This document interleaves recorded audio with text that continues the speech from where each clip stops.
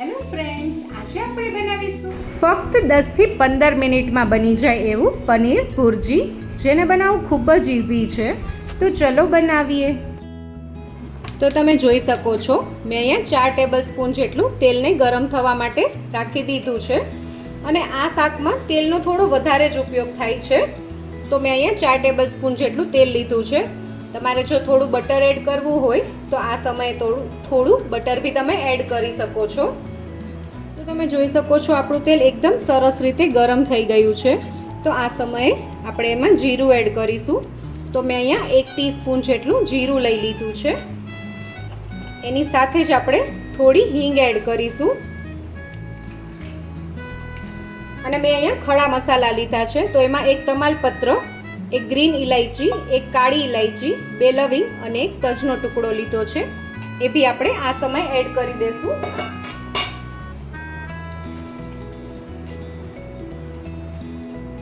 અને હવે આપણે તેલમાં આદુ અને મરચાંની પેસ્ટ એડ કરવાની છે. અને મેં આમાં 10 થી 12 લસણની કળી બી એડ કરી છે. એની બી મેં પેસ્ટ જ બનાવી લીધી છે. તમારે જો લસણની પેસ્ટ ના બનાવી હોય અને લસણને થોડું ઝીણું સમારીને એડ કરવું હોય તો તમે એ બી કરી શકો છો. અને હવે આપણે આમાં ડુંગળી એડ કરીશું. તો મેં અહીંયા 2 મીડિયમ સાઇઝની ડુંગળી લઈ લીધી છે. એને મેં આવી રીતે ઝીણી સમારી લીધી છે. એને બી આપણે એડ કરી દઈશું.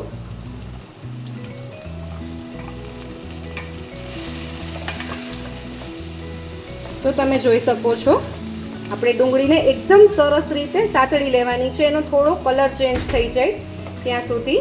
અને આ સમયે આપણે ગેસની ફ્લેમ મીડિયમ રાખવાની છે. અને ડુંગળીની સાથે આપણે થોડો ચણાનો લોટ બી એડ કરીશું.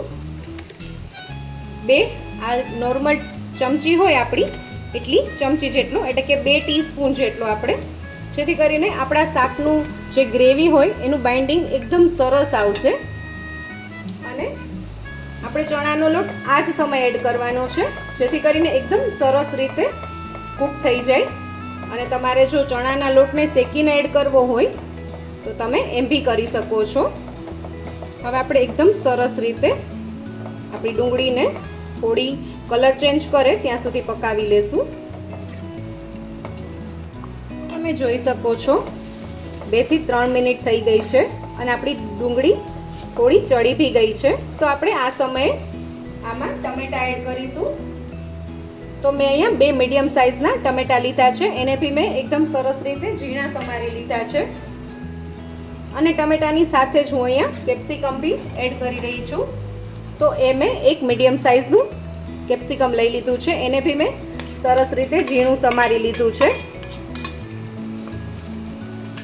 અને મેં અહીંયા ટમેટા અને ડુંગળીની સેમ ક્વોન્ટિટી રાખી છે. 2 મીડિયમ સાઇઝની ડુંગળી અને 2 મીડિયમ સાઇઝના ટમેટા.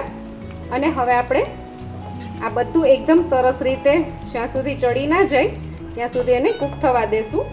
અને આ કૂક થતી વખતે આપણે એમાં થોડું મીઠું એડ કરશું, જેથી કરીને ટમેટા એકદમ સરસ રીતે અને ફટાફટ ચડી જશે. અને આ સમયે આપણે થોડીવાર માટે ઢાંકણ ઢાંકી દઈશું. અને આપણા ટમેટા અને કેપ્સિકમને એકદમ સરસ રીતે કૂક થવા દઈશું. 3 થી 4 મિનિટનો સમય થઈ ગયો છે. અને તમે જોઈ શકો છો, ટમેટા, કેપ્સિકમ અને ડુંગળી એકદમ સરસ રીતે ચડી ગયા છે.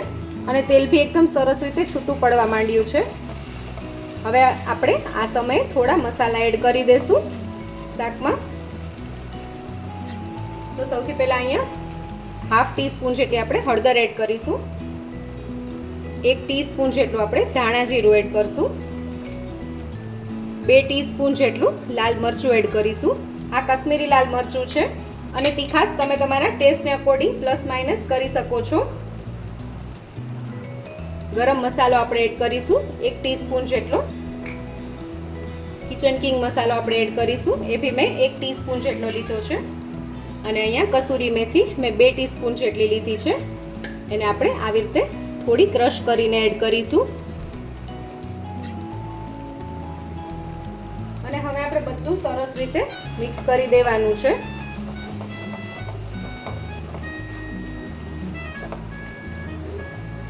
તો તમે જોઈ શકો છો, આપણા શાકમાં મસાલો એકદમ સરસ રીતે મિક્સ થઈ ગયો છે.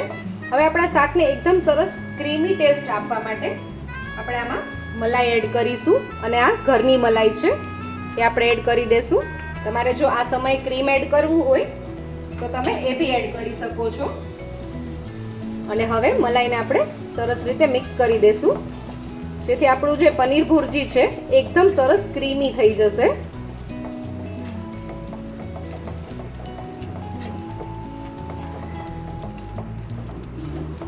અને હવે લાસ્ટમાં આપણે આમાં પનીર એડ કરીશું.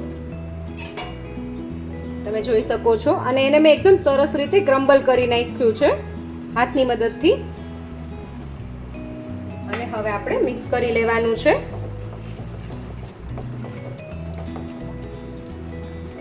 તો ખૂબ જ ઈઝી એવું આપણું પનીર ભુરજીનું શાક રેડી છે. અને તમારે જો એકદમ ઘરનું સરસ ફ્રેશ પનીરની રેસીપી જોતી હોય તો એની લિંક હું તમને વિડીયોના ડિસ્ક્રિપ્શન બોક્સમાં આપી દઈશ. અને એ પનીર બનાવવું ખૂબ જ ઈઝી છે. ફક્ત 10 જ મિનિટમાં આપણું એકદમ સરસ ચોખ્ખું પ્યોર એવું ઘરનું આપણે પનીર બનાવી શકશું ફક્ત 10 જ મિનિટમાં. તો પનીરનો વિડીયો જોવાનું બિલકુલ ચૂકશો નહીં તમે.